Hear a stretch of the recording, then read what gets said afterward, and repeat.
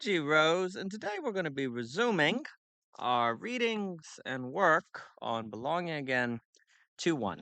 And there's a playlist on YouTube that has recordings and readings on the book.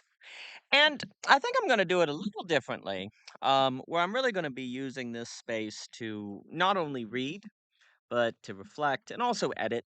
I really want to use these as opportunities to go back through the book, to edit it, to have a better release, in the sense of like it as a go there's some thinkers who will talk about, you release a book and then you reread it later and you're horrified by some of the sentences that you see. And I always do like, after a few years, maybe five or something, to go back and reread and see, and just see what you can do. So I'm also going to use this as an opportunity to edit, and have been doing that, but I might, as reading, stop and correct things that I'm reading and would like to do better. Uh, and I'm probably not going to edit these. I'll just post them, and if you enjoy, great. If you wanna go along as we go through the book, wonderful.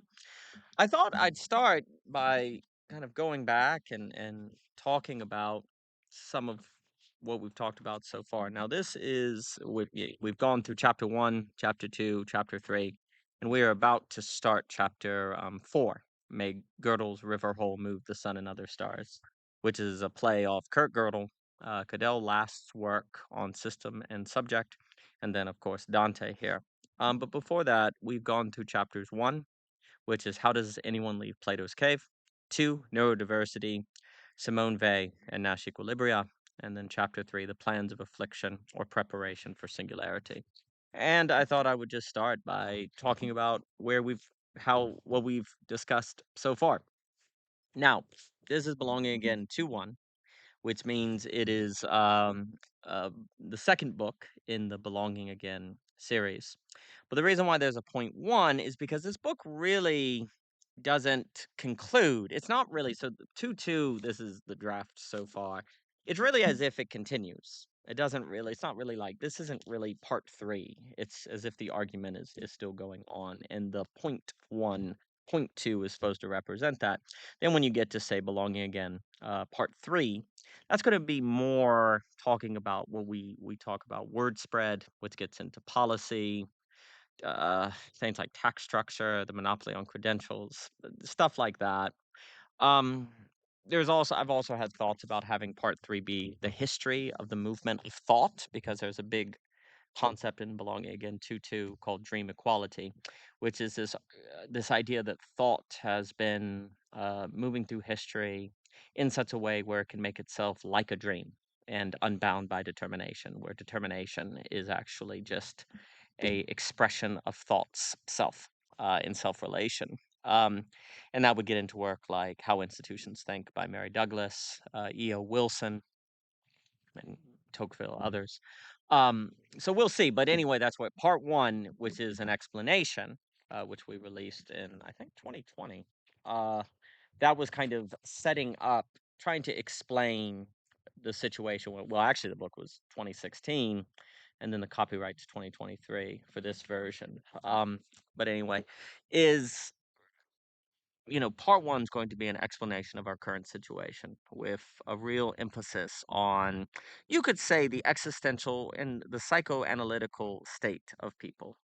Really looking at Peter Berger, Philip Reef, James Hunter, lots of people like that. And I've got a conversation with Layman Pascal on the integral stage that goes through that book, also with Cadell Last on his channel.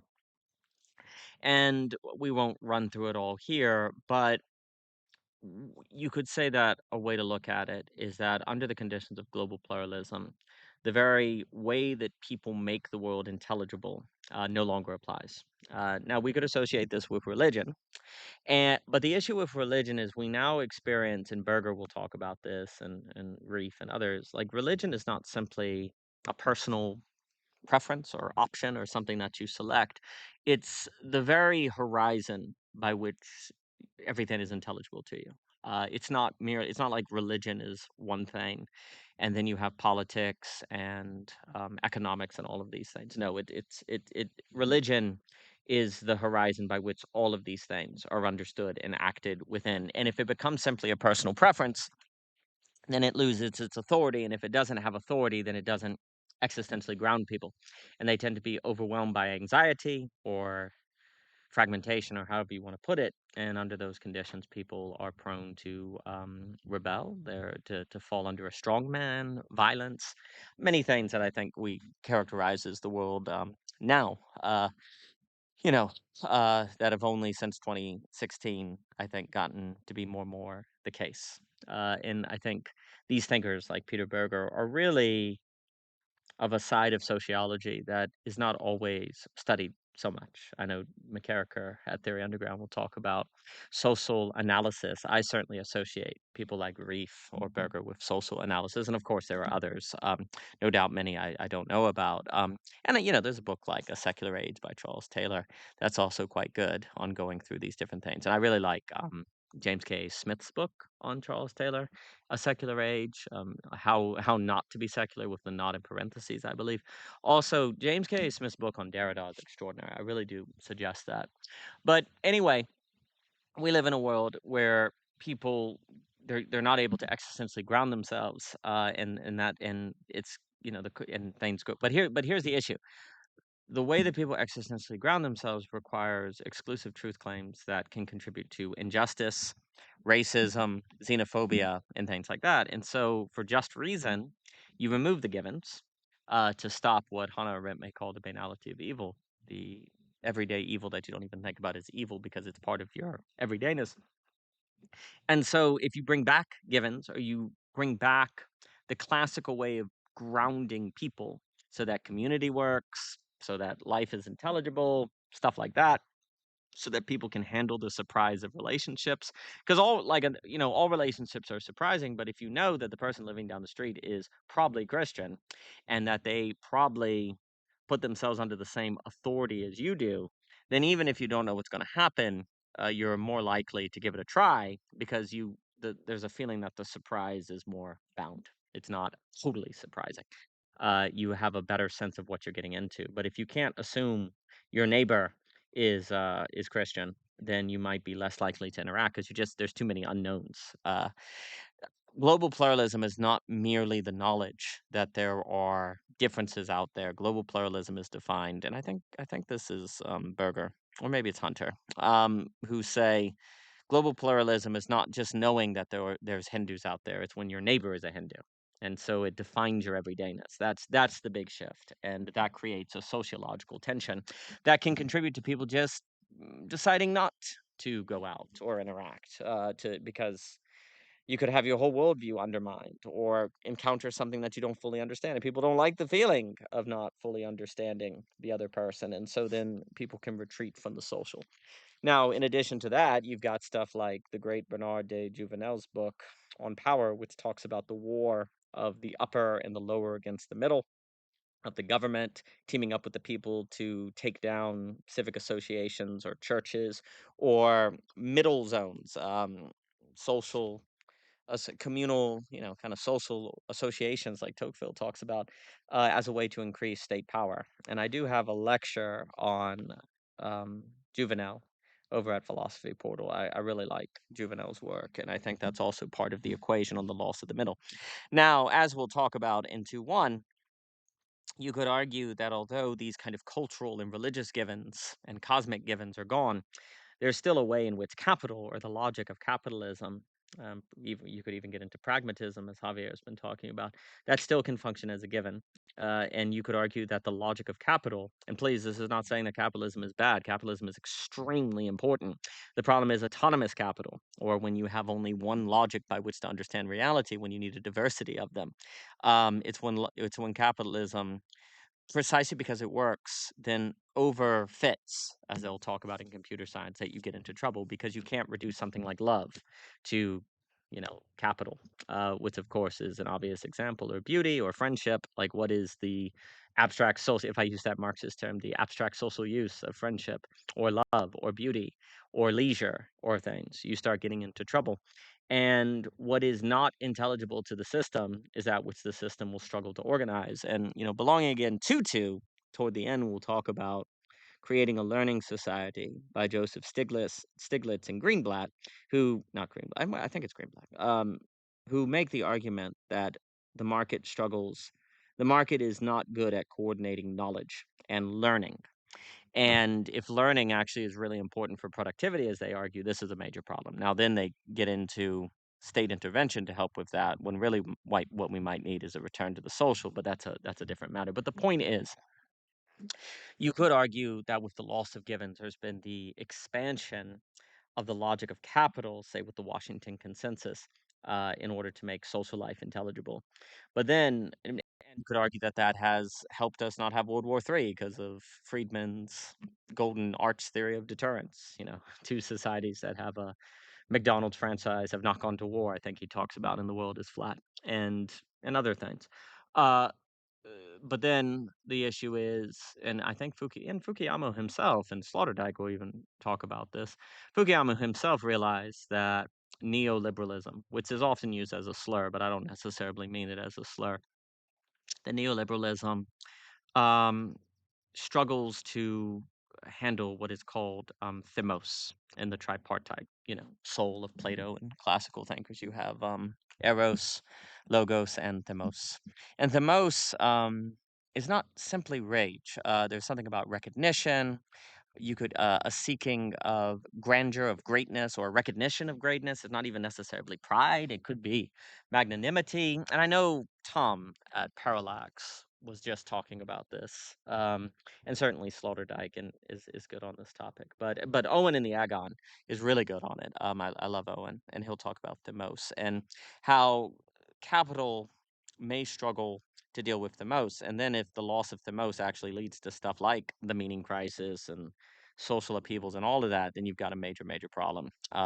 So anyway, there's a lot more to say about the explanation, but the idea is that the average person does not function well if the world they live in is unintelligible to them, if they experience it as foreign to them or something that they can't organize themselves in. And that's where we are. And when you have that existential instability, people are prone to nihilism, they're prone to hopelessness, they're prone to, well, you could even talk about Strauss and his German nihilism, which is this kind of burn everything down in the name of grandeur. It's interesting to think, actually, German nihilism with Hannah Arendt. Strauss and Hannah Arendt is kind of interesting. Um, So, all of those things, meaning Christ, all the stuff that people talk about, and that gets into the expert. But here's the issue. Um, you certainly can deal with the sociological, um, communal tensions that people are dealing with by returning to classical ways people got belonging. So, the obvious example is to return to religion, and maybe to a more intense religion or something like that. Now, obviously, as a Christian, I'm not going to say returning to religion is a bad thing, but I will also note is that I think also you're in a period where a lot of the culture war issues have receded. They don't have as much authority, and there can be reasons for that. If you take that fourth turning idea from Howe and Strauss, William Strauss, different Strauss. There's an idea that as geopolitical tensions, maybe, pandemics and those things kind of occur, many of the social issues like abortion or LGBT rights or stuff like that are not as pressing. And so you're not, the average person is not so forced to take a position or to even speak about those matters. And that creates a space where people can kind of return to religion and it not be seen as necessarily contributing to injustice. There's a kind of opening during a fourth turning, which then that could arguably be the motion of people moving back to plant the seeds or till the soil. I love what Ross Bird says about tilling the soil. Um, that could be a return for the return of the first turning, the next first turning, where vision returns, civic associations, all of those things happen. Um, but you see, you still haven't it. The culture war stuff's going to come back. It will come back, and then you'll have another. What is Gungor? Who's a Gungor? He had that podcast on kind of Christian deconstructionism and the deconstruction, and uh, obviously the emergent church, that kind of stuff will all happen again, because unless there's been some sort of change, that something has shifted, there's been a new address. And so the point I'm getting at is you can deal with a lot of the tensions today by returning to belonging. And because I would argue all of this is tied to people's hunger for belonging, and that people will get their belonging. They cannot function without a sense of belonging. The question is only how. And if you don't offer or think new addresses, a new address for belonging, to belong again in a new way, then people are likely to turn to old ways to get belonging, which may contribute to tensions and global pluralism. It may have various regressions. It may fail to be prepared for AI. It may also not be adequate for dealing with stagnation, as Tyler Cohn will talk about, or that Keynes worried about. So we need to think about belonging in a new way. Uh, but then, of course, how do you do that? What would that even mean? And it would seem like it would have to be some way that people can regain something like givenness without it being given in the midst of pluralism, in the midst of difference, which then that seems impossible. And yet that would seem that, well, that is what we have to do. And of course, the problem with difference is the thing that occurs in difference. It's not merely, it's just very important to realize the problem of pluralism. And I say the problem of pluralism, not saying pluralism is a problem, as in a bad thing, but the challenge of pluralism. I'm quite, I think it is, thinking always, there's something about thinking that accepts the now. And I get that from Hegel's philosophy of right, and Cadell will talk about that. Like if the world arrived in the way it is now, we should assume there's a reason why, and thus not kind of say, oh, we made a mistake to end up this way. And there's a paper on Hegel and the philosophy of right. It's on YouTube, that Hegel's justification of Hegel, that's going to go through this, and we'll talk about Augustine and stuff. But we have to assume the now. That's where thinking begins, assuming the now and all of its tensions. And if you start going, well, the answer is to have taken a different road in the past, you're kind of saying that you're smarter than the people of the past and the collective consciousness that got you to this point.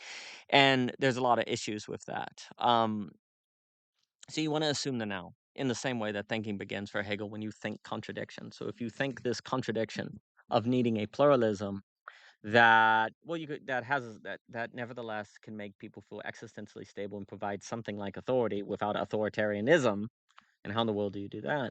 If you don't think that contradiction, then for someone like Hegel, thinking doesn't happen.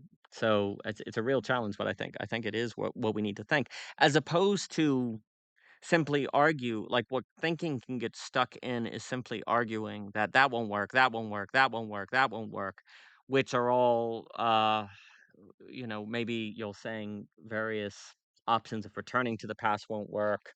Maybe there are options of saying, well, everyone needs to convert to my religion or my way of thinking. And of course, if you can't help but if you believe X, you must to some degree think everyone should believe X in some way. Like, of course, that has to be expounded on, but you wouldn't believe X if you didn't think it was good to believe X. Now, there is the possibility of that thoughtlessness where you just absorbed it and never questioned it, of course, but assuming that there's a certain level of reflection, you wouldn't stay in it unless you thought it was good to stay in. And yet, while maintaining that posture, you have to somehow be open to otherness. And how do you do that and that not just be permissiveness or enablement or not wanting to confront people? Maybe you're scared to confront people, you're scared to face negativity. And if you really love them, wouldn't you tell them the truth? Or what if they go to hell because you don't get all of that stuff, right?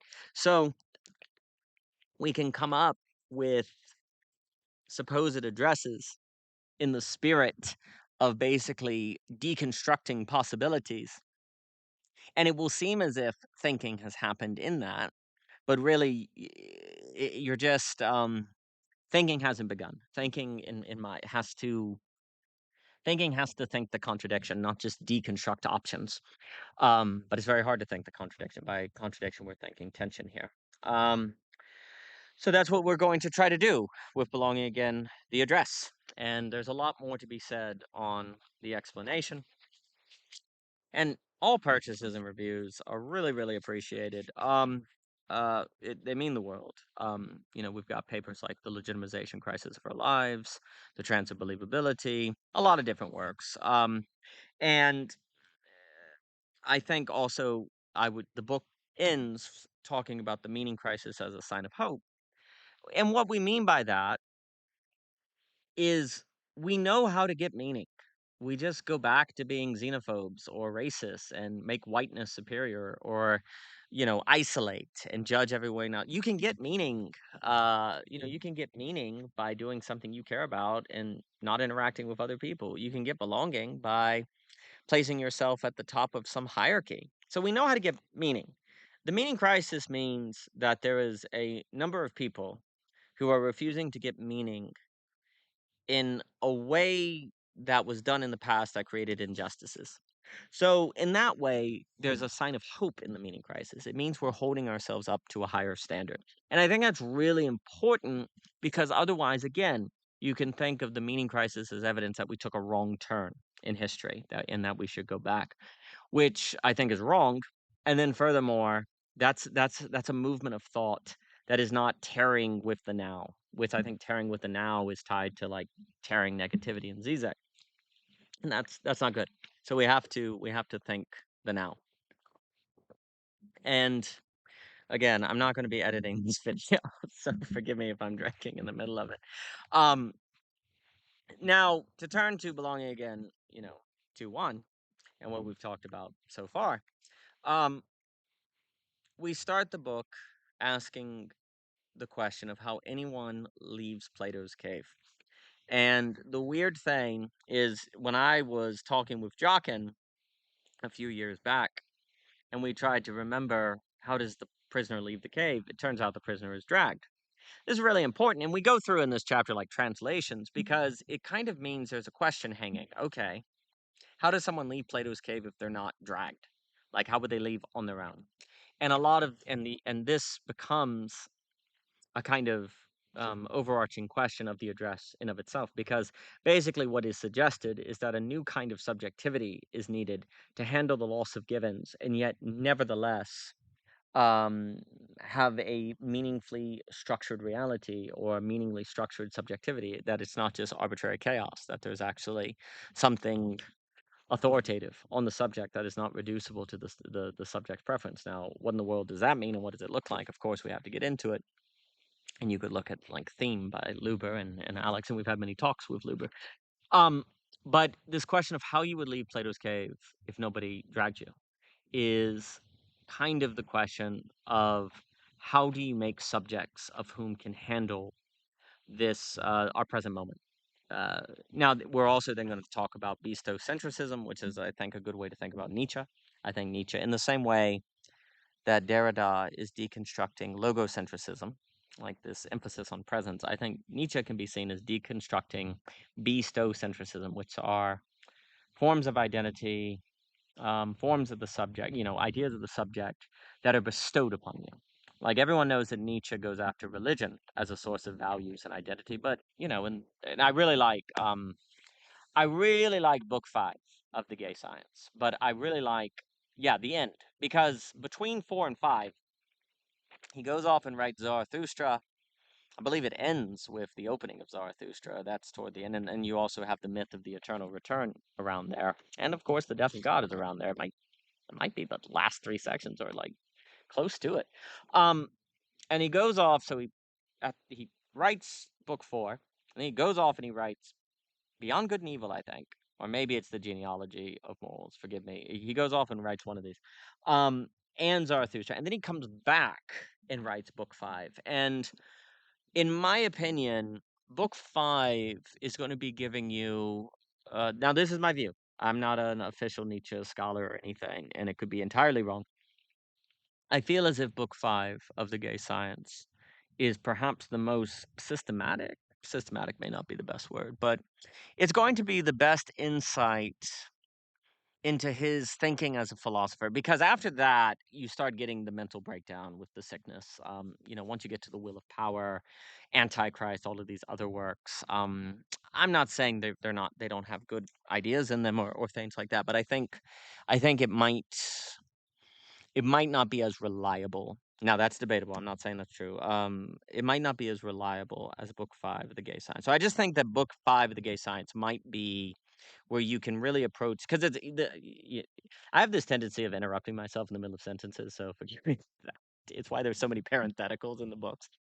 Um, um, there's always this weird thing of calling Nietzsche a philosopher, because of course he is, but he's so different. He's not a systematic thinker. But then there's something about that that's even problematic. Like, I like to think Nietzsche is a core thinker, and I think Ivan Illich is as well, which means there's actually a kind of hot core to his thinking. And then you go to the surface of the earth, and the lava is shooting out here, and in all the ways that the lava shoots out seems unrelated to one another, but it actually all has the same core. And I think Nietzsche's core is a critique of beastocentrism.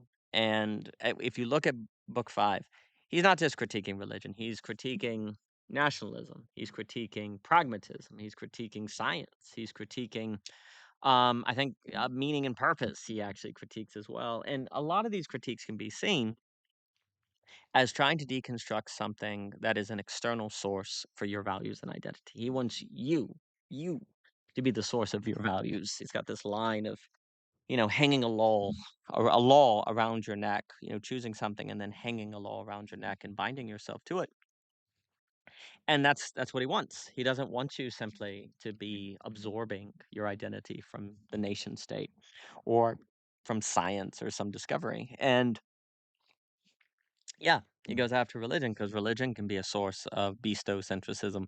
Um, and perhaps for him is a uniquely dangerous source of bestowing, because it can bestow justification upon forms of parasitical thinking or weakness.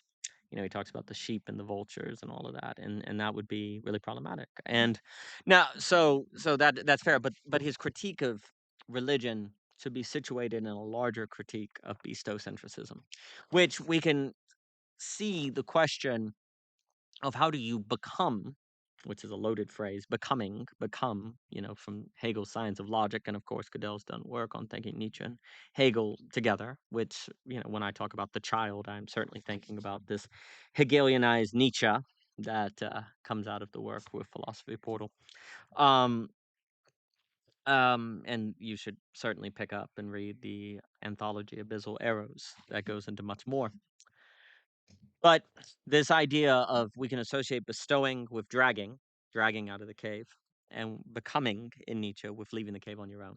So this lurking question in Western, you could say Western thought, on how does anyone leave Plato's cave on their own, is kind of the question at the heart. It can be seen as kind of the question from which we're going to be developing our new address. Now, there are other sections. 1.3, how do we assure everyone is persuadable without totalitarianism? How does anyone come to understand that it really matters to understand what really matters with voicecraft? But these are on a continuum of this question of how you leave Plato's cave on your own.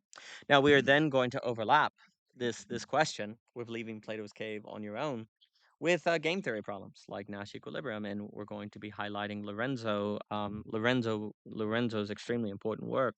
He has a TED talk on this, on neurodiversity in game theory, and how so collective consciousness or collective intelligence is better than individual intelligence. But then what he wants to show is collective intelligence that entails neurodiversity is able to solve problems that collective intelligence of simply the neurotypical cannot. And so basically we want to argue is that there's something about neurodiversity that can help deal with Nash equilibria, or what I'll also call rational impasses, which means something you can't get through if you simply act rationally.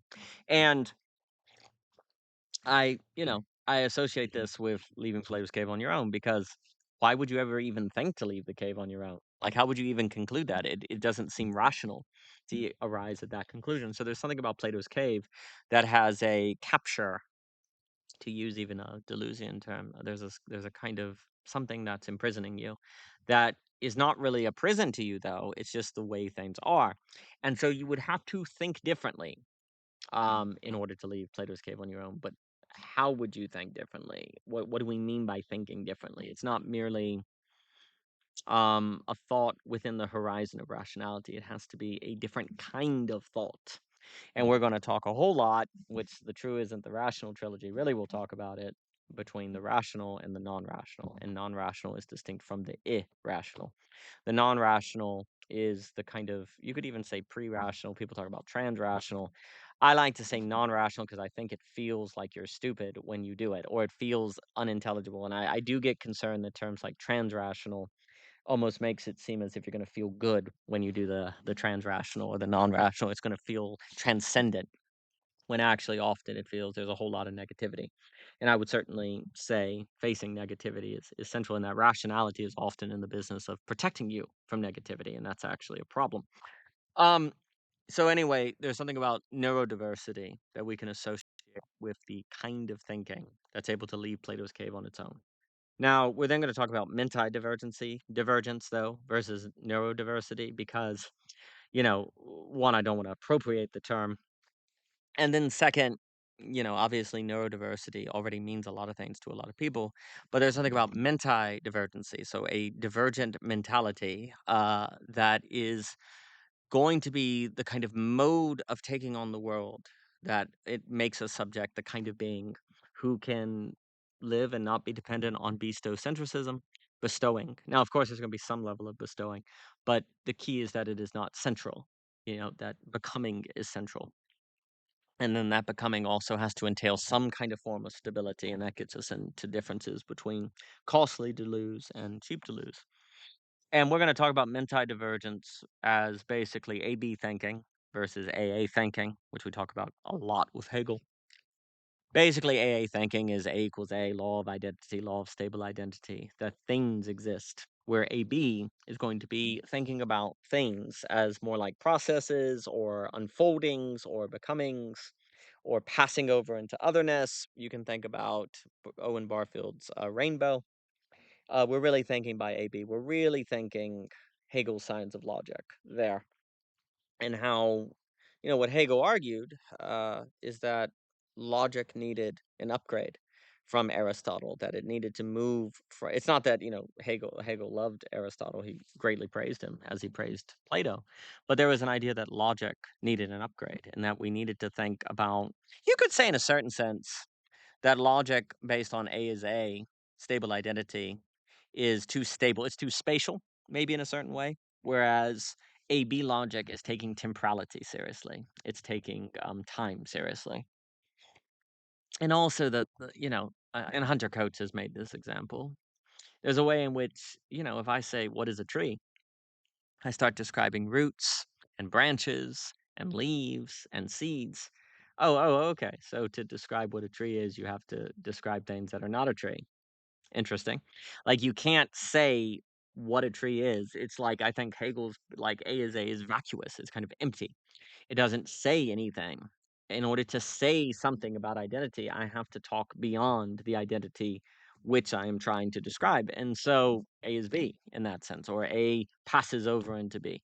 Now, in the book Reconstructing A is A, we give this elaborate formula or longer formula of saying A does not equal A in parentheses equals A does not equal A in parentheses, and then in parentheses without B, B being the stable identity. So the thing is not itself being not itself toward itself as a stable state, like toward itself as that which is a whole, but it is without that whole, and yet it actually maintains itself in its consistency, thanks to that very withoutness. Now, all of that has to be described, but it would mean there's some sort of negativity at the heart of what a thing is, which then would point to thinkers like Zizek and Hegel and so on.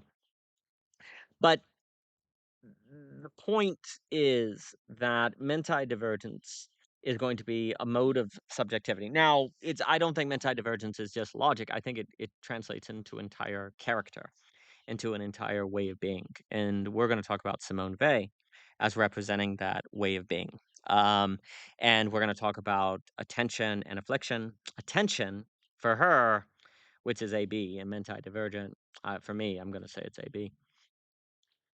Simone Weil, she went and worked in these factories, and she was really believing in kind of the communist revolution. But when she went into the factories, and she'll also talk about gravity and grace, it became clear to her that the working class were under a kind of affliction. Like they couldn't think beyond their condition. They couldn't think to leave it or anything. Like they were kind of under a certain oppression. She calls it affliction. I would call it an enclosure. They were in something that was an internally consistent system that they couldn't think beyond. And so for her, you were never going to see a worker revolution because of what people were enclosed in. They weren't able to see beyond it. So she starts talking about the need for attention, and attention is tied to really being able to see beyond affliction, to see beyond your internally consistent system. Now, I think attention can then be associated with thinking in the girdle point that we talk about, but there's something about affliction that we can tie to Nash equilibria, rational impasses, and being in Plato's cave. And that attention is the capacity of a subject in Plato's cave to somehow come up with the thought without being told or it being bestowed on them that they are in a cave and that they can leave.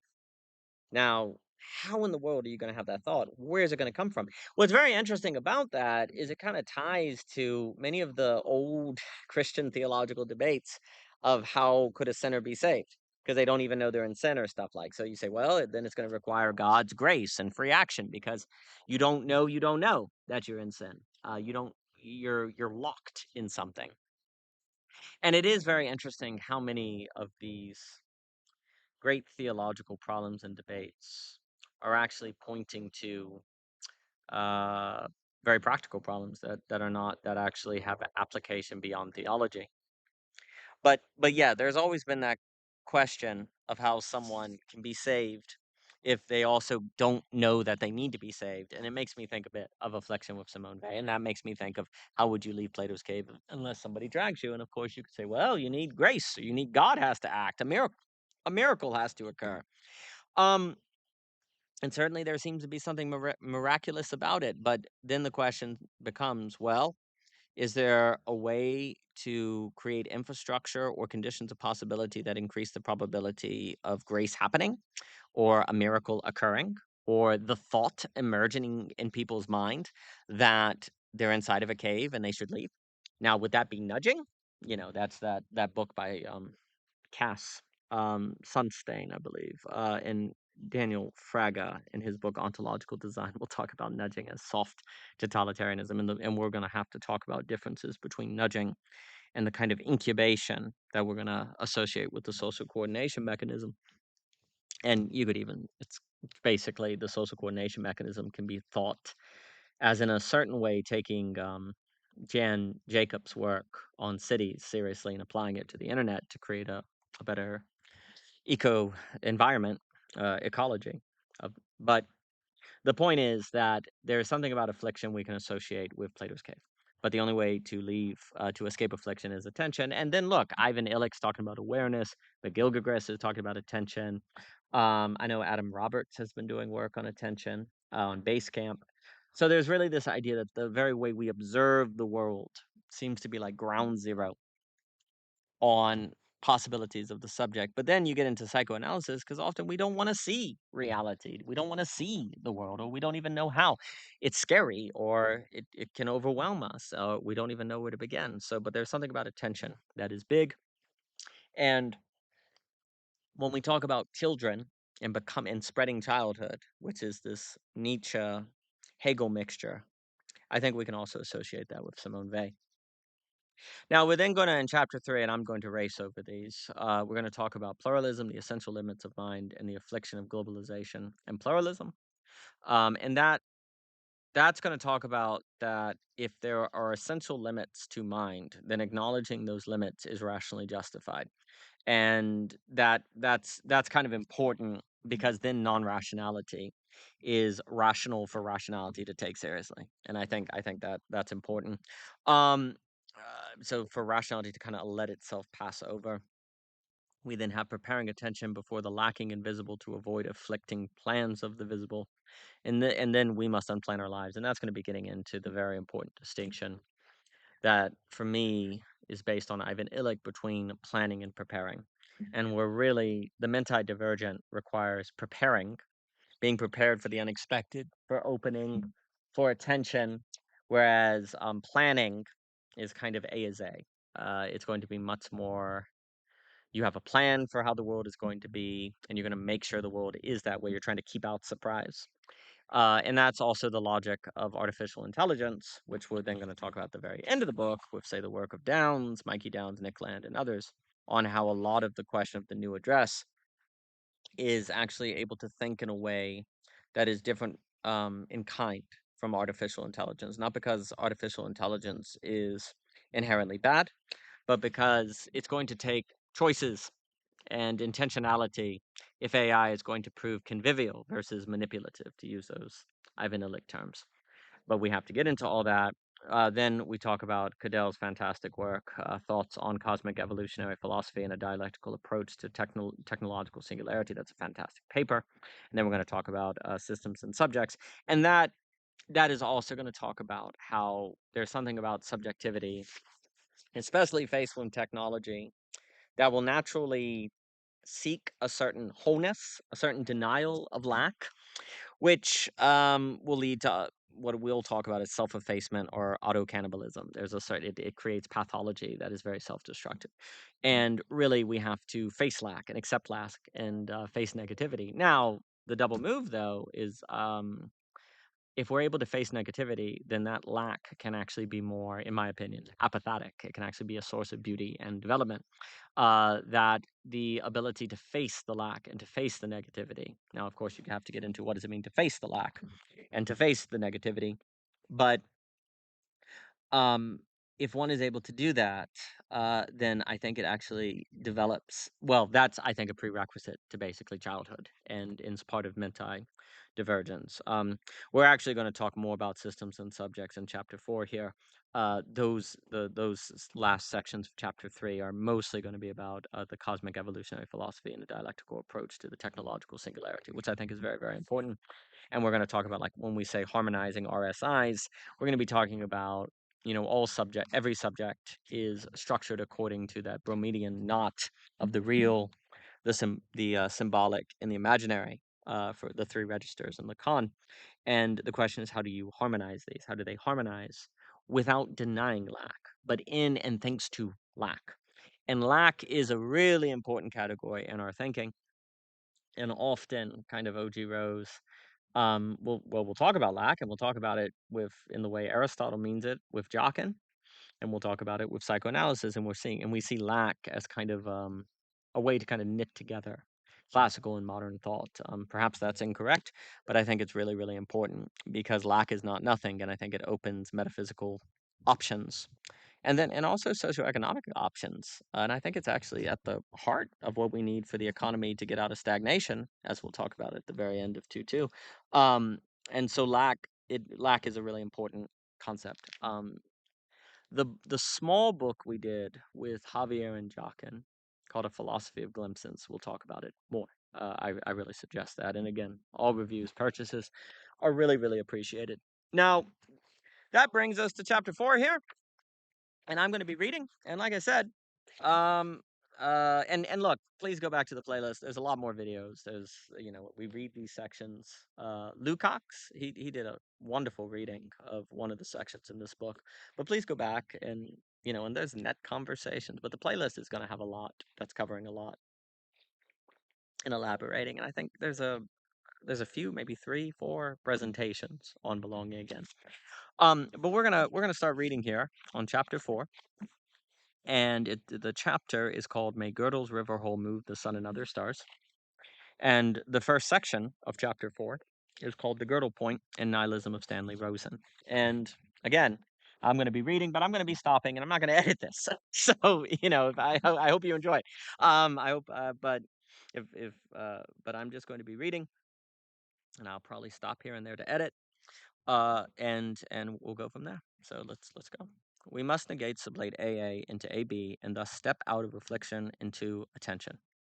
We've been able to make the mistake of AA without great consequence, historically, so far, but as of our current historic epoch, things may have changed. In fact, in the past, AA arguably wasn't even a mistake. It was a necessary step. And indeed, we required Aristotle for Hegel.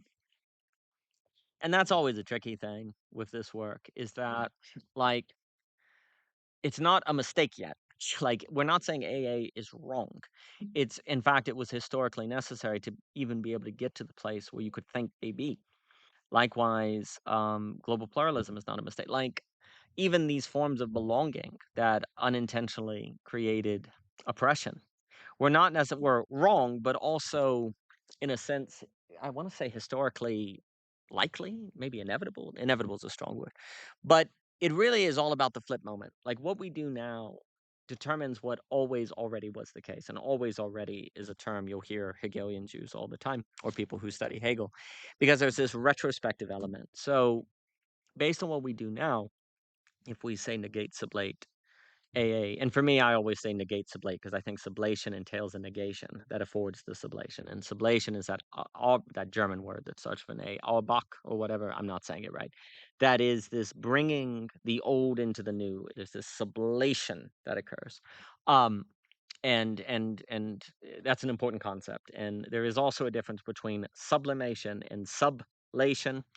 And Cadell will talk about those, and it's really important. But anyway, it's really important that we're not talking about right and wrong or we did something wrong. There's a contingency based on what we do now that then weirdly either makes it seem as if we were always in the right or always in the wrong. But that's actually a consequence of how the future retrospectively changes the past, which is a weird thing to say, but changes. It doesn't change the facticity of the past. But there is a weird way in which the future determines what facts of the past we pay attention to. So it's weird. But what the past you could say means or where it was going, there's something where the future always changes the always already. Anyway, affliction arises now with AA because we are overfitting AA. In the book, we'll often just say A dash A versus A equals A every single time and whatever. And though for now this mistake of overfitting AA has not proven fatal, the clock ticks. We must cease planning to always live according to AA and prepare for AB. We must focus on preparing for the unexpected. We must prepare to face and integrate with lack. Yes, there are individuals doing this. There's always been individuals doing this. But we must consider how we might spread childhood, so make it something that more people are doing or a critical mass of people are doing. This will require word spread. And I think I want to say this. This will require word spread, which will unveil that reality is abyssal and apophatic. The basis of the world is mystery. Word spread is something we don't really explain, honestly, in this book, and we just kind of allude to it. Um, it's interesting when you write, at least my experience of it, is that you want to point to where the argument is going or where you're headed all along. But then there are things you say that are not elaborated on, but if they're not in the past of the work, then it can feel poured in from the top and not all woven together. So that's always a tension I'm thinking about. Word spread, and I do think for me, the term has with the years gotten more refined to be referring to policy, government policy, economic policy, things we can do in the classroom to move from the medium that creates trivial education, as we talk about with Neil Postman, um, removing the college monopoly on credentials. And I do think it will require word spread to spread childhood successfully, but the sentence might be too strong here. This will require word spread, which will unveil that reality is abyssal and apophatic. This will likely, I think it's likely require. Another weird thing I find with writing, and since you're kind of your whole philosophy or thinking has a radical contingency to it, like it would be a kind of better sentence or cleaner sentence to say this will require word spread. But I almost want to say this will likely require word spread. And it's not, and you're not using likely there. There's always things that can occur. Maybe everyone gets it just with the social coordination mechanism. You don't need policy changes or ways that I think you might be able to use Web 3.0 to invest in individuals, not just companies. Um, I talked with Hybrid about that, and that came up with VoiceCraft. But so there's a likely you want to add there, but then also you don't want to make your sentences sound weak all the time. But then there's also something where you want your sentences to be accurate. So that's a fun little tension.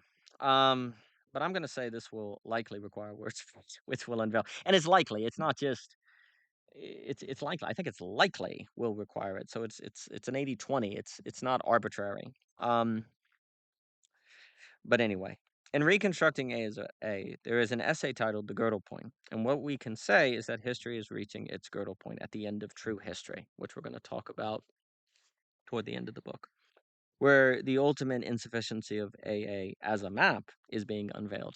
And maps, to really get what we mean by maps, please see The Map is Indestructible, which is volume 2 of the True Isn't the Rational trilogy. So to borrow a section from the paper, and I cannot promise that this section won't be edited in the paper when the book is finally released, but this is what it is at this point. The girdle point is where we are pinned down between the map and the territory, the rational and the truth. And the truth is we can think about as the non-rational. This point is found where autonomous rationality and or complete coherence is located and examined, for otherwise we cannot identify the difference with confidence between a spot where simply more reasoning is needed and a spot that is essentially incomplete because maps cannot be territories. So there's a weird thing in which you have to complete your map, like finish the map in order to know what the girdle point is versus just assert there's a girdle point. And there is a problem if you assert the girdle point without experiencing the negativity of it. That can lead to trouble. Not necessarily, but it can. It is where essentially, um, it is where we realize girdle points are features of rationality, not lacks of rationality.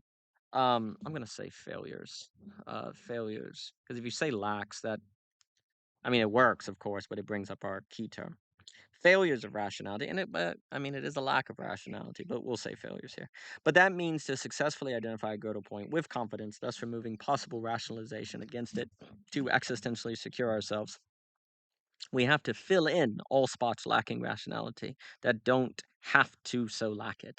So you kind of need to, well, there's a place, let's say in Christianity, you really need to do apologetics so that you see what you see everything that the internal consistency of Christianity covers, precisely so that the parts that the internal consistency can't cover, because the map is not the territory, is made clear to you, is made visible, is made distinct.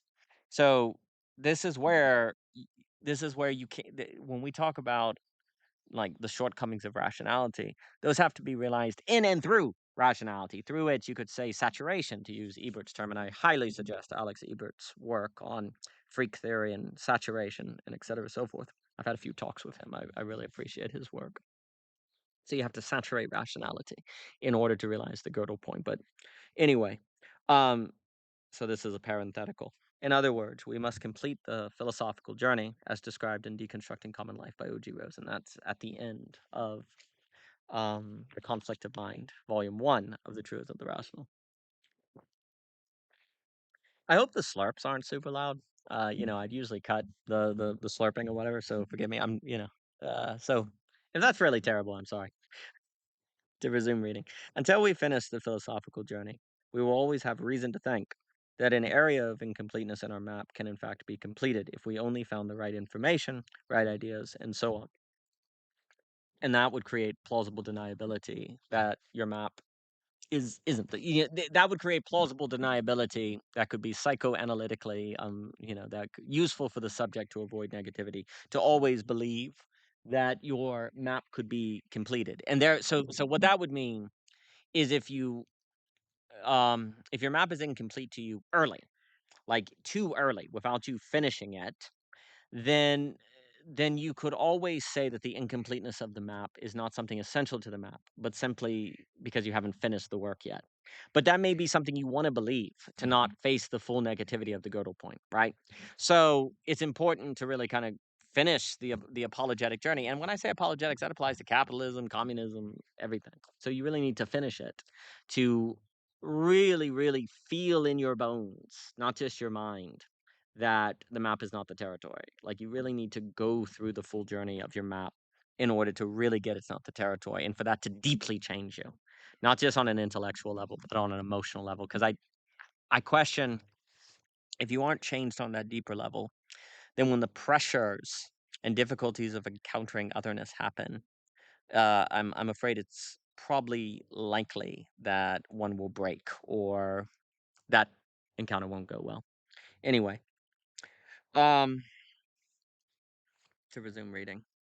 To really personally, oh, let me dog ear the page here so I can add these edits.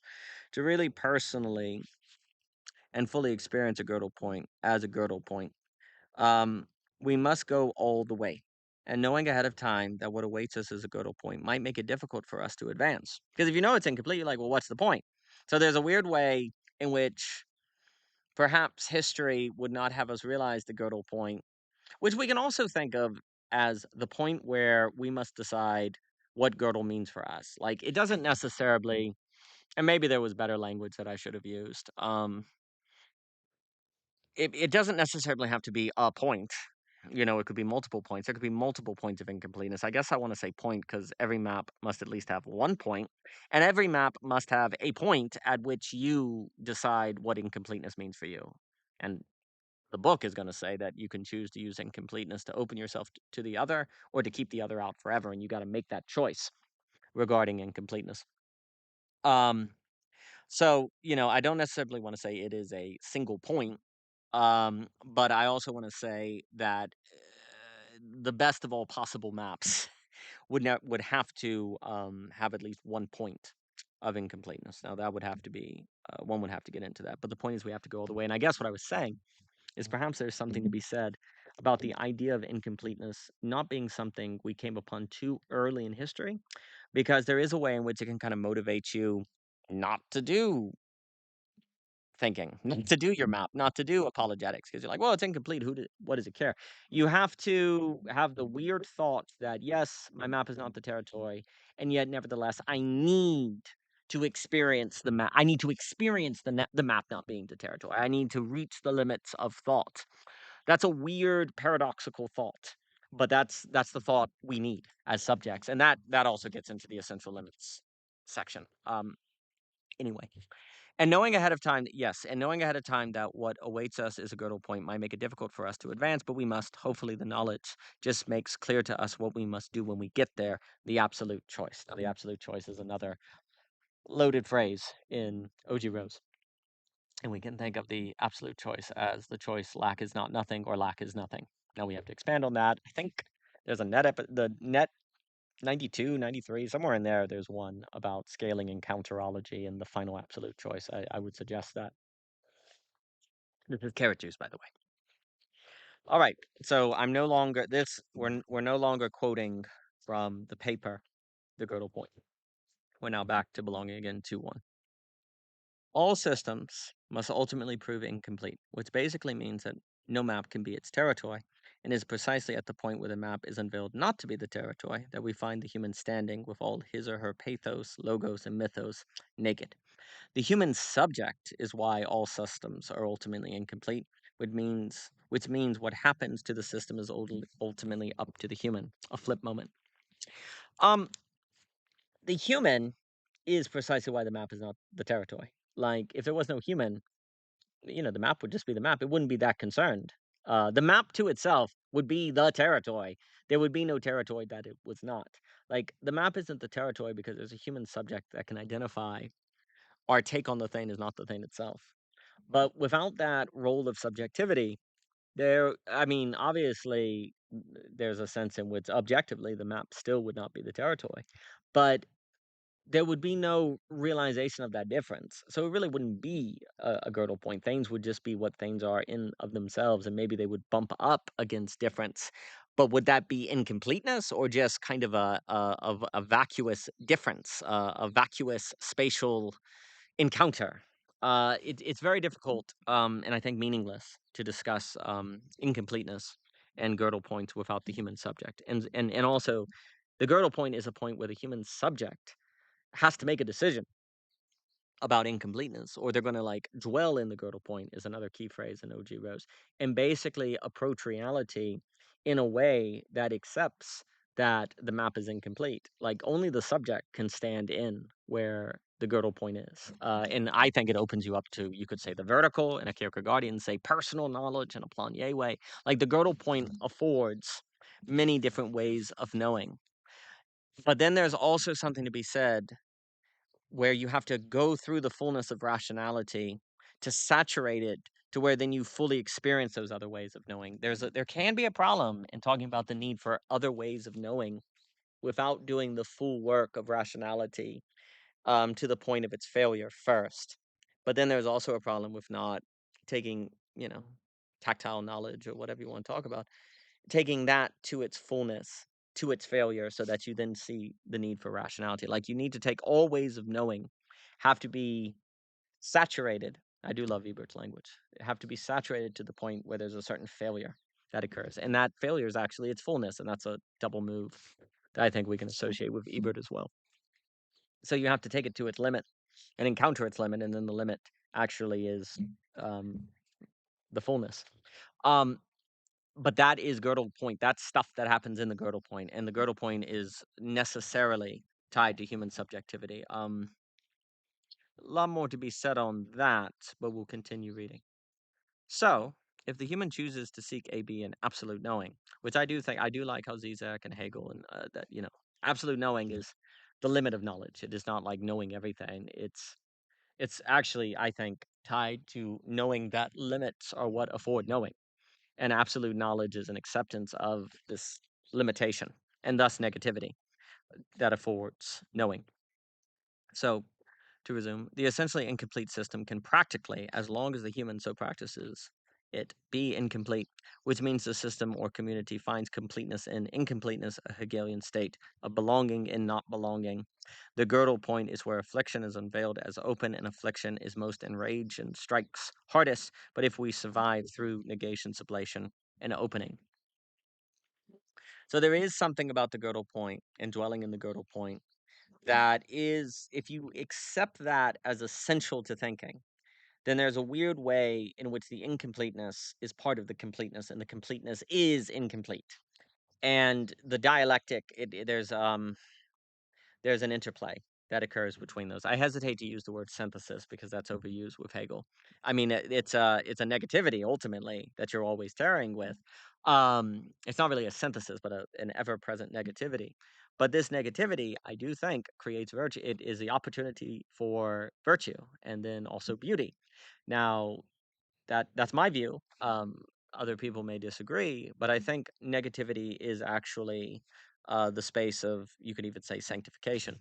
Um, and it's very hard because it unveils an opening. And the point where the map realizes it's not the territory would also require attention to notice, and that is a point where affliction opens up. So those are kind of some of the things we are getting at.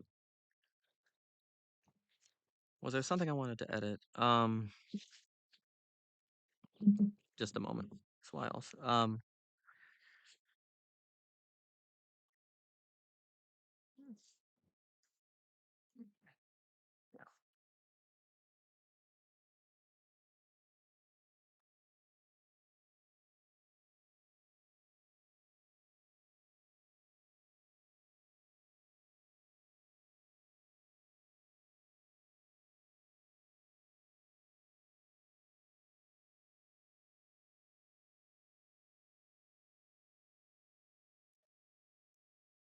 Resume. The Gödel point in which the human subject stands is precisely where we decide if the system or community is hellish or heavenly. It is where subject and system encounter the dash to perhaps be subject system. So the dash, subject and system kind of separated versus subject dash system in a feedback loop feeding where you can't really draw the line between one and the other. They feed into one another on a gradient.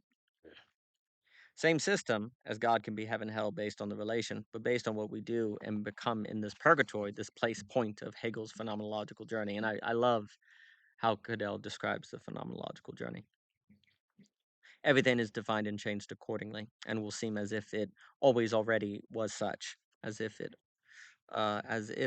was always. I left out a was there. That's fun. Which is the strangeness of flip moments, and flip moments is talked about in Conflict of Mind. This hints at the wisdom of Alex Ebert's thinking on death and relations, because if in the Gödel point we fail to accept death and prioritize the individual over relations, both the map and the territory will become cancerous and exclusive, which is to say we will die alone. The only hope is to make death good, The only hope to make death good is to accept it, for the living to die alive. And of course, that makes, that's kind of, there's a Christian notion in that, like those who die live, die to yourself. There's always a weird mystery where the key to life is to die early. The way you avoid death is to die. There's these weird moves going on there. The negation of the negation, et cetera, et cetera, et cetera.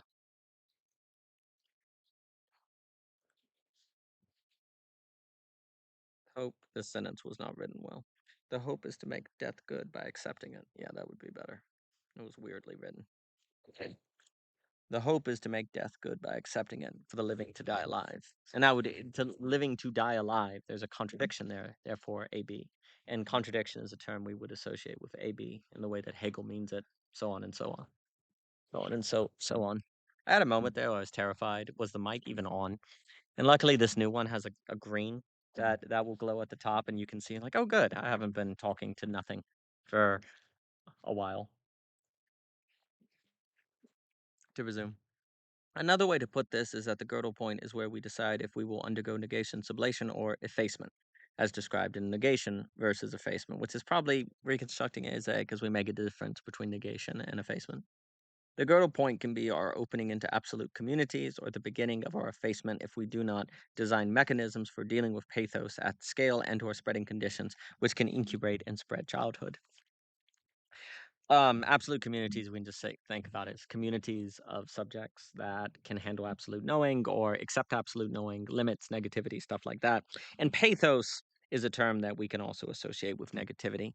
And do we have a people that can accept pathos at scale when there can be temptations of capital, the market, technology? And again, technology and market are not bad. Everything is good if it doesn't overfit in its right proportion, blah, blah, blah. But we do live in a society that can want to push pathos away. Um, the expressions of sorrow, but also the negative, the dark. You could even say that, and that gets tied to Themos, but there are differences. Um, Kind of makes me think of that Dostoevsky story, The Eternal Husband. Maybe that was it. Where they have the body on the table for 3 days in Russia, and it's like, no, we don't do that. We just get the dead out of here as soon as possible. Put the elderly away. We don't want to see them. And I do think that makes us fragile and is very dangerous. But anyway, both with the loss of givens and approaching the technological singularity, we face the girdle point, which forces upon us a choice. Is groundlessness empty or apophatic? And that's, is lack nothing or is lack not nothing? This is the final absolute choice, and the child chooses the apophatic. So I think the child chooses the apophatic. I think the child is going to choose something about lack, that there's something about lack that actually births possibilities. The term I'm going to use is river hole based on systems and subjects. That I think that the abyssal actually is a womb. And the abyssal can, now of course people, and I know Sherry was saying this is very true. There is something, if we say lack is a womb, um, that can sound bad because you're sounding, but it's an apathy. But lack is a term of the apophatic. And you're lacking, not it, right? That's the other question. Like, is the lack in the thing, or is it in you, in your relation to it? And maybe it's a lack because of an excess. The way Jochen would put it is there's the lack where you look at the sun and you go blind because of an excess. You're overwhelmed by the sun. So there's also that issue where lack is not the same. Well, that even gets into the question of lack privation. Because if you say it's a privation, like, cold is a privation of heat because it's the absence of heat. Um, there's a way in which lack is not necessarily an absence; it can be an excess that creates an inability of us to handle it. So lack is a difficult word. I completely understand. I guess I emphasize lack in the same way I emphasize non-rationality, because I think the initial experience of the excessive for the human tends to be negative. It tends to be something we don't like, that we want to destroy and get rid of. We don't experience the excessive as something we're glad in. Now it can if it's a strike of beauty, but then even the strike of beauty, we can turn around and try to destroy and hate, and you get into all of that stuff. But I think I do want to emphasize negativity. Because if you don't, then when you experience negativity, you can assume it's something you should get away from or push away, as opposed to an invitation to a purgatory that can actually develop you in ways that otherwise you'd never develop. So I think the negativity is important to emphasize. Anyway, can the majority be a child? To ask this is to ask, how do we break out of affliction? How might we leave Plato's cave on our own? We must be toward that which cannot be captured by affliction, and that would be something lacking and apophatic, which is what we can absolutely choose, a girdle point to unveil. So, like, capture is a term in Deleuze, like anything intelligible can be captured. The only way you're going to avoid capture then is something lacking, something that is excessive to what can be captured. So, and likewise, you're going to need, like, what could be in Plato's cave, which you could think to leave Plato's cave on your own? Lack. Lack's everywhere. Lack could be everywhere. Like, it has to be lack. It can't be nothing. It has to be lack. Likewise, affliction, there's lack and affliction. And every girdle point is a potential revelation of lack. And if that lack, that must be present, that must be something you can orient yourself toward in all possible circumstances, toward all possible phenomenon, then there is no situation that any possible person can be in from which coming out of the cave, coming out of the affliction, would not be possible. There is no circumstance from which overcoming affliction is not possible because of lack. So lack in that way is very, very important because it would mean in all possible worlds with all possible people, there is always the possibility of coming out of any possible form of affliction or any possible Nash equilibrium or in any possible enclosure because there's always lack. And lack cannot be captured because it's excessive. Now, that all we have to get into more, but to resume.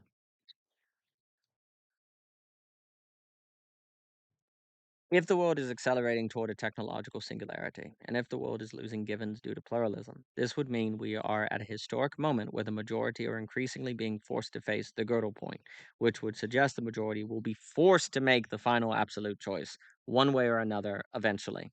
This is easily an opportunity for childhood to spread, but it's contingent on the majority not pathologically reacting to girdle points. Precisely not reaching this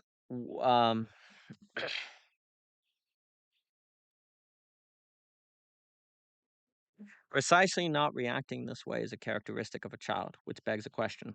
Must we be children before we encounter girdle ports, or can the encounter so change us? And we are certainly kind of conflating lack and girdle point here. Um, there is something to be said that you have to encounter a girdle point to really encounter lack.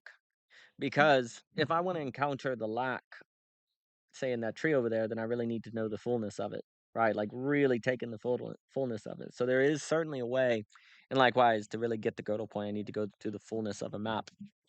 So there's something about needing to fully experience the fullness of being to get to lack.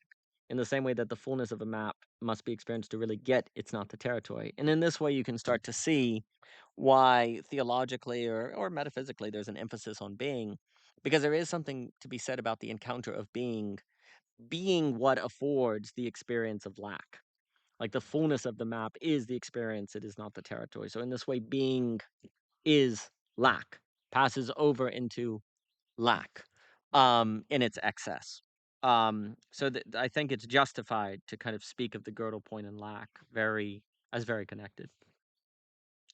Precisely not reacting this way is a characteristic of a child. Well, we already read that. Okay.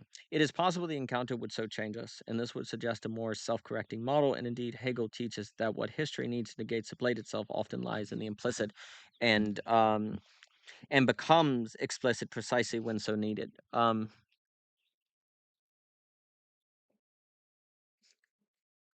going to say that becomes explicit precisely when so needed. And I had a wonderful talk, season 1, episode 77, with Dr. Philippe Nicholas, where we'll talk about this. That for Hegel, philosophy is a realization of the implicit into the explicit. And I really like Dr. Philippe Nicholas is wonderful. So what that was just saying is there could be an automatic mechanism of encountering negativity creating childhood. Like there could be an automatic sort of, if you encounter the girdle point, that creates childhood, and that certainly could be there. But I would advise not. I would rather be prepared than not. I would rather have a society and infrastructure that increases the probability. People are so prepared. Uh, but to resume, this is possible and hopefully is the case. However, there is also room to read contingency into Hegel. That it is not necessarily given that we will prove able to negate sublate our historic moment. Furthermore, if this problem takes care of itself and we've learned to better spread childhood, even though it might seem we've wasted our time, I would argue that being a child opens up a higher quality of life. But one, because it entails intrinsic motivation, which for me is easily the meaning of life or tied to the meaning of life at least. Um, for we are intrinsically motivated, life has meaning. We also move beyond affliction into attention, which means we move beyond self-effacement. In this way, even if the problem takes care of itself, we will still have acted well to spread childhood. And you're going to see that kind of argument made throughout belonging again, where even if everything we're saying has some sort of mysterious self-correcting mechanism we don't know about, which I'm not so sure, I would not assume that. Nevertheless, it would be better to become children than not. It would be better to be able to handle lack than not, so on and so on. Gödel points are points where we must face a nothingness, that's meaning we must absolutely choose. And on this point, we can consider Nihilism by Stanley Rosen, who I'm glad Guy Senstock brought to my attention. Now, this might get confusing because now we're going to talk about nothingness, but we're going to be meaning it as Rosen means it. So Rosen wrote, so I'm now quoting Rosen, Nietzsche defines nihilism as the situation which obtains when everything is permitted. If everything is permitted, then it makes no difference what we do, and so nothing is worth anything. We can, of course, attribute value by an act of arbitrary resolution, but such an act proceeds ex nihilo, or defines its significance by a spontaneous assertion which can be negated with equal justification. Doesn't this negate the possibility of a child? On rational grounds, absolutely, which is the reason why affliction AA is so powerful, hence the necessity of non-rationality, attention AB. And furthermore, this description is precisely why childhood cannot be bestowed, say by rationality, practicality, anything. Childhood must be an absolute choice, and a choice which is itself and only itself, upheld by the act of choosing and becoming itself. So, like, absolute choice is going to mean, like, it's a choice absolutely. Like, it determines what is the absolute to you, or the quality of the absolute, and choice is absolute. And Forrest Landry is really good in his metaphysics on the centrality of choice and better choice making. And choice is big. Choice is really, really big. And then there's a weird thing where choice, like, we talked about this in a net conversation in the net on liberalism. There's a really weird relationship between choice and freedom. There's a way in which choice is the opposite of freedom, in which you actually get freedom. It has to be explained, but that net episode was really fun. I really enjoyed that one. This is radical and strange and only possible where nihilism is the case. And if there is something about this choice which makes possible perhaps the highest way of life, then it is a blessing. Is lack a blessing or RSI? Perhaps. So RSI, I think, and lack goes together because I think that Bohemian not fundamentally entails lack. And also by nihilism here, we obviously mean it differently than when we're talking about bad nihilism or stuff like that. This nihilism, which is more of the Kyoto school nihilism or nothingness, like Daniel Zaruba will talk about. This is different in character. Anyway, Rosen will discuss the language games of Wittgenstein and consider silence, which in the context of nihilism, the various forms of silence reduce finally to just one form, or rather to formlessness. Silence then points toward the ultimately, look, another error. That's so fun. Silence then points toward the ultimate groundlessness of being, and yet silence is also what makes possible the speech which infringes it. Silence then points toward the ultimate groundlessness of being, and yet silence is also what makes possible the speech which infringes it. If there's no silence, you couldn't have speech, and so speech gets in the way of the groundlessness of being, but also kind of makes it possible to meaningfully approach. That said, since silence is rendered articulate by speech and receives its formal right, diversification from the reflexive shaping of discursive consciousness, it loses this articulatedness when treated as the source of significance. So, what does this mean? This is my take on what it means. Silence only has meaning as pointing toward ultimate groundlessness because we speak about it, which means we understand silence by losing it in the same way that we can be toward nihilism precisely because we have being. There is a paradox here, similar to how in Hegel we need understanding AA to move into reason, AB, and yet understanding threatens reason. The possibility, the possibility of nihilism, then possibly opening us up to highest being, is only present because we exist in a state of being which seems to suggest that nihilism is false, for there is something instead of nothing. Furthermore, we exist in a natural state that, when we first encounter nihilism, naturally orients us to interpret groundlessness as evidence of pure nothingness versus something lacking and apathetic. We seem arranged to fail, but this is only seemingly the case because there is no way for us to exist in the first place, with the possibility of advancing into childhood without us starting in understanding the possibility of affliction, AA, and the like. To exist, we must be at risk. There can only be value where there is risk, after all.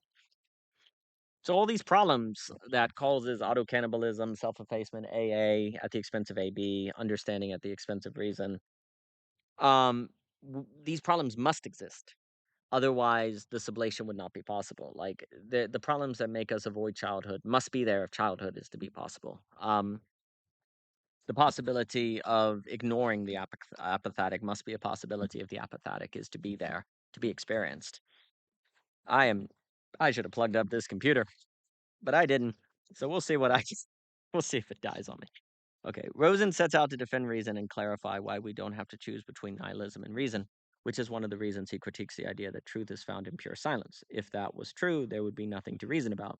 Absurdism is often associated with nihilism, and Rosen would like to break that association, as would I, and I also support Rosen's defense of reason, for his is not an autonomous rationality, but a practice which dialectically relates rationality and non-rationality, or at least that's how I understood it. His defense is AB, not AA. Furthermore, as Rosen wants to connect nihilism and reason, he also wants to make clear that what has traditionally been considered a transcendent, like goodness, beauty, or truth, are not outside the realm or access of reason. Thinking this is one of the reasons we have fallen into the mistake of connecting nihilism and absurdism. The link between modern rational. Now, I'm going to say that ultimately that would require analogical reasoning, and that gets into the root and rhizome conversation we've been having with Jockin and Javier and Luber and others. The link between modern rationalism and historicism lies ultimately in the separation between reasonable and good, Rosen writes. Thanks largely to the combined influence of mathematics and Christianity in a positive and negative sense, the good was said to lie beyond the domain of the rational investigation of this world.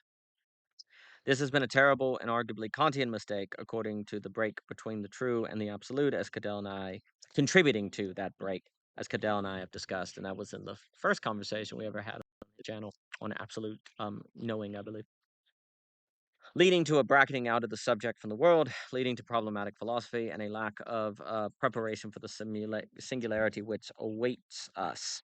This move also contributes to silence, for we have silenced the subject, and though silence has a role, its role is dialectical, not autonomous. One does not defend reason by refusing to speak of the unreasonable. Neither does one defend it by refusing to speak of reason. The fashionable contemporary defense of reason amounts to silence. This will not suffice. 4. We must speak around silence, as we see modeled in, say, dialogos, circling, and ciphers, hip hop ciphers. Simply being silent will not move us into preparation or childhood. Rosen here does not presume to solve the problem of nihilism in his work. If by a solution is meant a recipe for extirpating the unwanted phenomenon, nihilism, to repeat, is a perennial human danger. It cannot be solved without the dissolution of human nature. Exactly. I completely agree. Accepting RSI, and as Michelle and I spoke with the LFMI Lithuania Free Market Institute about, that would be episode 135, season 1. It is precisely lack which makes us human, and possibly toward the ever creative apathetic. To remove the threat of bad nihilism, AA, would be to remove the possibility of new life, AB. To be free of affliction would be to lose the possibility of attention. Our situation is one that needs management, not erasure.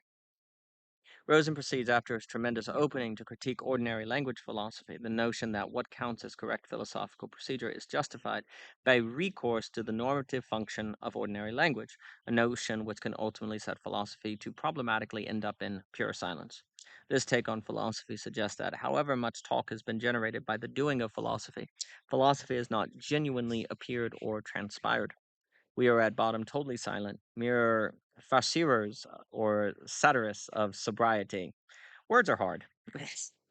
And so the road has been paved toward a neo-pragmatism of a Richard Rorty or mystical, and I like Rorty. I have nice things to say about him, but I do think there are limits. Or mystical knowing that remains in silence. The role of philosophy and even theology becomes questionable and even irrelevant. Rosen seems to have sensed this and thus objected to the polemical aspects of ordinary language philosophy and/or their attacks upon metaphysics and traditional philosophy, an effort I support. As such, ordinary language philosophy has contributed to us not preparing ourselves for girdle points and falling deeper into self effacement. Our supposed liberation from philosophy was us stepping away from the resources of attention in childhood and locking ourselves inside affliction as last men, certain, silent. This is the part where I wonder if the microphone has been too far away. Uh, we'll see. The language game is the source of being, i.e., the source of meaning, and man, the speaking animal, is the source of the language game. Yes, and speaking is necessary for philosophy, but we cannot reduce philosophy to mere speaking. That is the error. The subject of philosophy is ultimately nihilism and groundlessness, presuppositionlessness, and that's big for Hegel in the science of logic. But it doesn't follow from this that nihilism is proof of mere nothingness. And Max Macken has a great presentation on the question of presuppositionless philosophy in Hegel. Highly suggests Max. And he had a wonderful talk with Philippe, Dr. Nicholas as well. Nihilism could be apophatic mystery. Lack could be a blessing. It is more than possible. There's an extra double apostrophe. Fun. It is more than possible to maintain that nihilism arises not from the absence of truth, but from its tedious presence. If this is so, though, since we naturally and necessarily exist as beings of understanding, AA, to start at least, we find ourselves necessarily facing paradoxes. Man preserves his humanity by speech, for example, yet in speaking he destroys it. Rosen tells us that the desire is the desire for speech. For speech is needed for a cipher in which the mystery desire seeks can be realized, as we'll discuss. But speech also alienates us from our desires. How do we navigate this tension? It would take philosophy to find out and practice our lives accordingly. And of course, all of this is pointing to the gigantuous critical distinction between rhetoric and discourse, rhetoric McCloskey, discourse Frankfurt School, which later, to avoid confusion, we'll talk about voicecraft in honor of Tim Adlin's work, and Kafka likeness in reference to Kafka, whose work is not Orwellian at all, as some people think. And I had a really important conversation with Pavio about Kafka. I suggest season 1, maybe 50, 40, something. Bringing Hegel's fascination with tautologies to mind, Rosen also makes the point that perhaps we are mistaken in assuming that A equals A equals A. Does not the left-hand side of the equation actually say more than the right-hand side? Tautologies were discussed, and how do humans solve problems and there still be mysteries by O.G. Rose, and that was Second Thoughts. Yes, I believe. Which was inspired by my talks with Dr. Philippe Nicholas. And the idea in that work is that in reality, there really is no equal to, only like. A point which also brings the work of Alex Ebert to mind, found in Into the Alien from Philosophy Portal.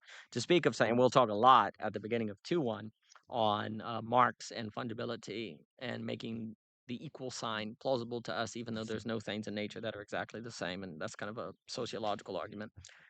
Anyway, to speak of something changes it. And even if we say A is A, the second A is different in quality to us because it came after the first. But the to us is central and entails the subject which modern philosophy has bracketed out. And so it becomes natural to think that equal to is possible in this world. Hence, philosophy can become equal to speaking and nihilism, equal to mere nothingness. Speaking and orientation change nothing. Equal to is end of. If speaking doesn't participate in being, only represent it, then it would seem that nothing can be done about nothing. We can represent what nothing lets us represent, but that's it. There is no hope of participating in or accessing more. Apophatic mystery.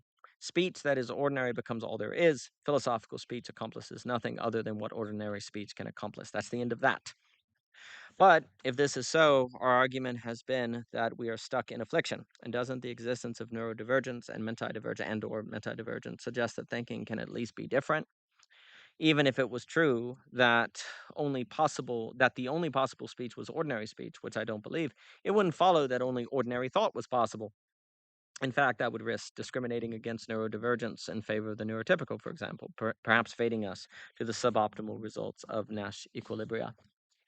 For Hegel, and I think Rosen agrees, things we speak about can gather in them what we say about them. For Hegel, if we say that a cat is an animal, then what we mean by cat is not the same then had we never spoken. The moment we finish speaking, it seems like nothing has changed.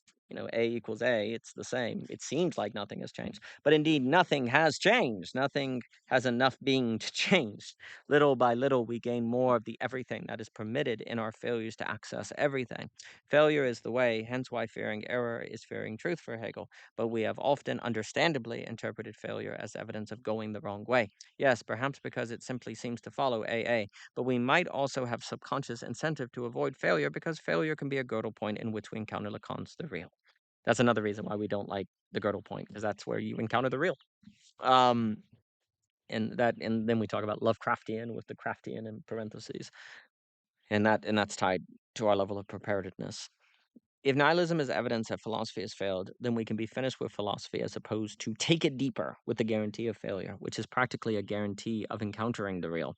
Perhaps we want philosophy to just be a language game so that we can avoid the real while telling ourselves that we are just being rational and practical as affliction and discourse would have it. But this game of self-deception seems to be historically coming to an end. Reality will not allow us to avoid the real forever. It's coming. Are we prepared or still clinging to our plans to plan the real away? If we can avoid this temptation, we might prove real facing subjects who could universally birth. But we will see. A final consideration, though, presents itself. If nihilism is true and everything is permitted, why can I feel guilt? Why can it just feel wrong to spit at someone? Why is it I can just sense when someone said something true? Why is it I can sense fields or just tell that a conversation is entering a flow space? There are things which seem invisible that are in operation and organize our action, even though everything is permitted.